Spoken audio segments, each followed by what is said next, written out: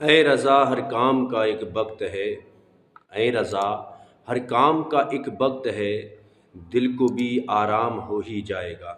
ناظرین و سامعین، السلام علیکم ورحمۃ اللہ تعالی وبرکاتہ۔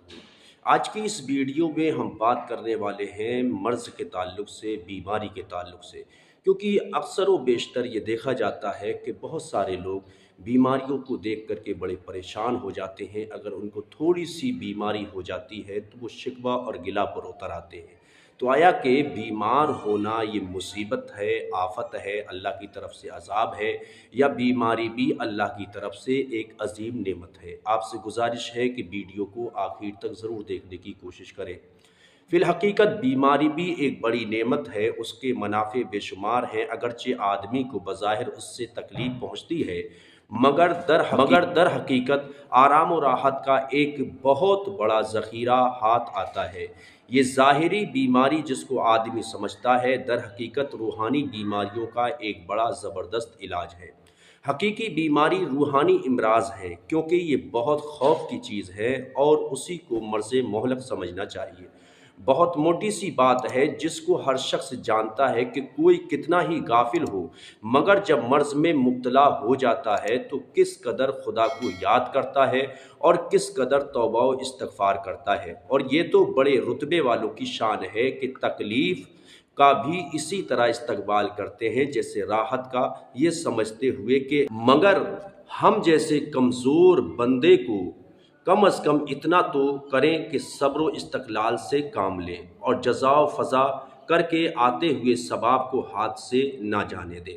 اور یہ بات تو ہر شخص جانتا ہے کہ بے صبری سے آئی ہوئی مصیبت جاتی نہ رہے گی، اور اس بڑے ثواب سے محروم ہو جانا دوہری مصیبت ہے۔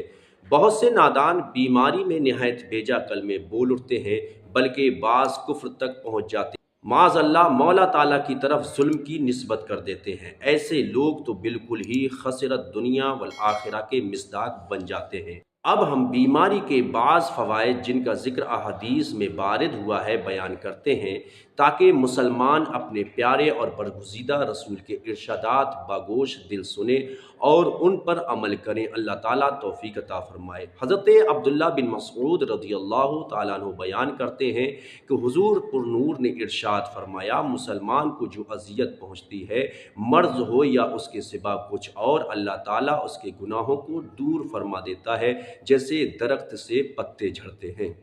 بخار کی تاثیر۔ حضرت جابر رضی اللہ تعالیٰ عنہ سے روایت ہے کہ حضور اقدس صلی اللہ تعالیٰ علیہ وسلم ام الصائب نامی خاتون کے پاس تشریف لے گئے۔ فرمایا، تمہیں کیا ہوا جو کانپ رہی ہو؟ عرض کی، بخار ہے، خدا اس میں برکت نہ کرے۔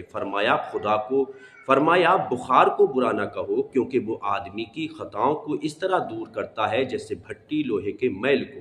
بیماری میں تندرستی کے نیک اعمال بغیر کیے لکھے جاتے ہیں۔ حدیث پاک میں ہے، حضرت عبداللہ بن عمر رضی اللہ تعالیٰ عنہما بیان کرتے ہیں کہ رحمت عالم صلی اللہ تعالیٰ علیہ وسلم نے ارشاد فرمایا، بندہ جب عبادت کے اچھے طریقے پر ہو پھر بیمار ہو جائے تو جو فرشتہ اس پر مقرر ہے اس سے فرمایا جاتا ہے کہ اس کے لیے ویسے ہی اعمال لکھ جب مرض میں مبتلا نہ تھا، یہاں تک کہ میں اسے مرض سے رہا کروں یا اپنی طرف بلا لوں، یعنی موت دے دوں۔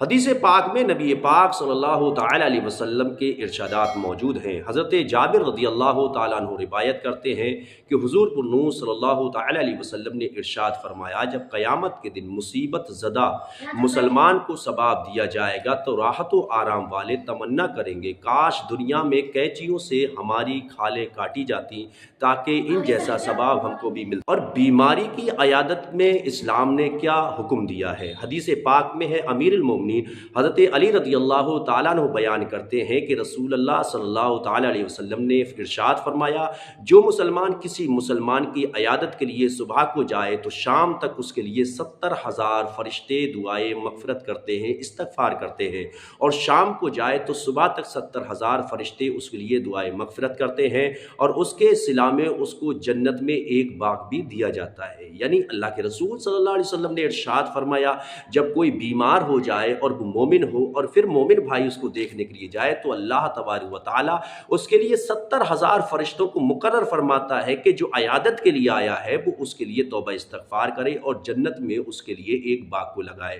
وہیں پر حدیث پاک صلی اللہ تعالیٰ علیہ وسلم میں یہ بھی ہے کہ حضرت عبداللہ بن عباس رضی اللہ تعالیٰ عنہ بیان فرماتے ہیں کہ حضور اقدس صلی اللہ تعالیٰ علیہ وسلم ایک اعرابی کی عیادت کو تشریف لے گئے، اور عادت کریمہ یہ تھی کہ جب کسی مریض کی عیادت کو تشریف لے جاتے تو یہ کلمات ارشاد فرماتے تھے: لا باسا طہورا انشاءاللہ تعالی، کوئی حرج کی بات نہیں، انشاءاللہ یہ مرض گناہوں سے پاک کرنے والا ہے۔